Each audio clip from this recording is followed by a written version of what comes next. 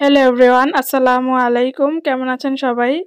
চলে আসলাম আবারও নতুন একটি রেসিপি নিয়ে। আজ আপনাদের সাথে শেয়ার করব চিংড়ি মাছ বোনা।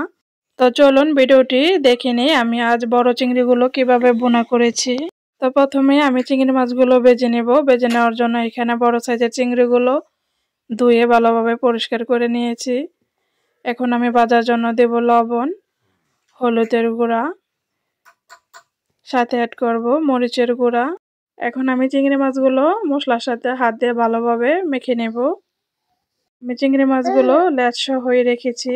বোনা করার সময় দেখতে খুবই ভালো লাগবে। আপনারা চাইলে লেজ থেকে সেই লেজের অংশটা ফেলে দিতে পারেন।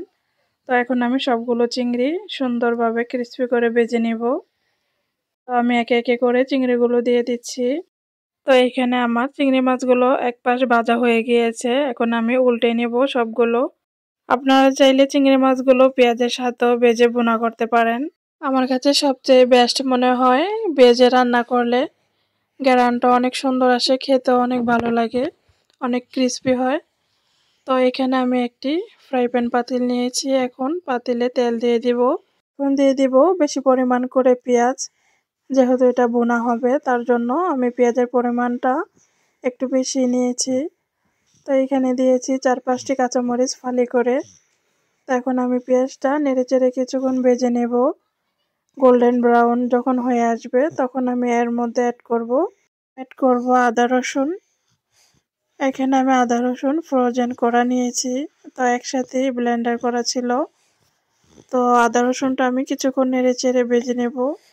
নেওয়ার পরে এখানে গুঁড়ো মশলা দেব, হলুদের গুঁড়া, মরিচের গুঁড়া, মিক্স মশলা, ধনিয়া ও জিরার গুঁড়া একসাথে, স্বাদমতো লবণ দিয়ে আমি এখন কয়েক সেকেন্ড তেলের মধ্যে মশলাগুলো ভেজে নেব।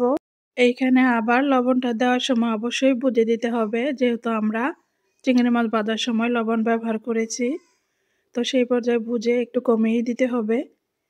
তো আমি কয়েক সেকেন্ড ভেজে নেওয়ার পর এখানে অ্যাড করব একটি বড় সাইজের টমেটোটি আমি পাতলা স্লাইস করে কেটে নিয়েছি।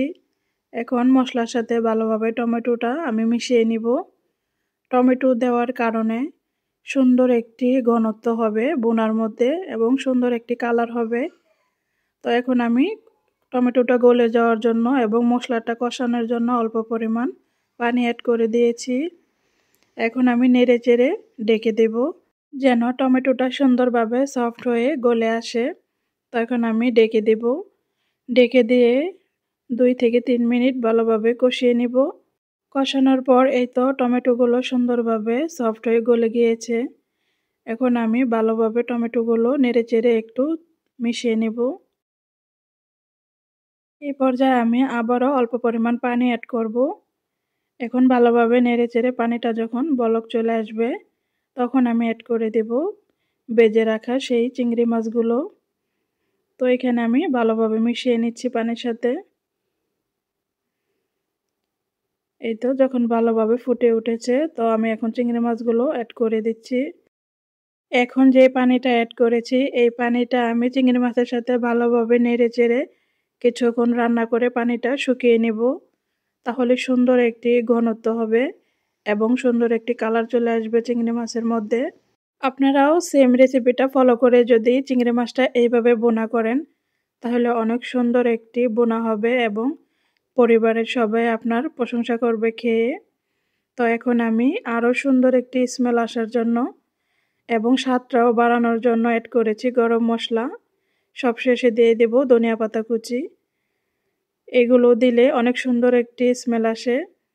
সব সময় আমি ধনিয়া পাতা কুচি অ্যাড করি, কিন্তু আজ চিংড়ির মধ্যে যখন আমি গরম মশলাটা অ্যাড করেছি খেয়ে আমার কাছে খুবই ভালো লেগেছিল স্মেলটা এবং স্বাদটাও দ্বিগুণ আসে।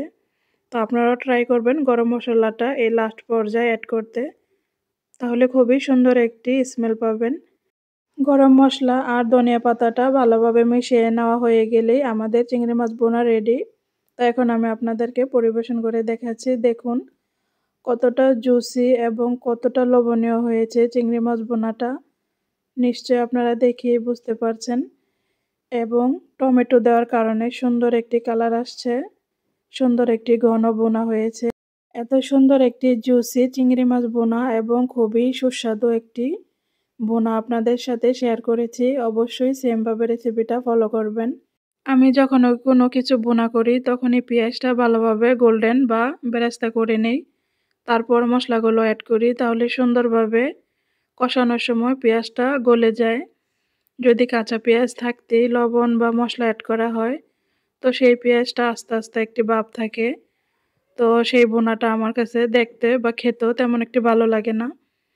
তো এইখানে পেঁয়াজটা গলা গলা হয়ে একদম রসালো জুসি একটি বোনা হয়েছে। বোনার মধ্যে এত সুন্দর একটি কালার পেতে অবশ্যই চিংড়ি মাছগুলো প্রথম ভেজে নিতে হবে এবং একটি টমেটো অ্যাড করতে হবে।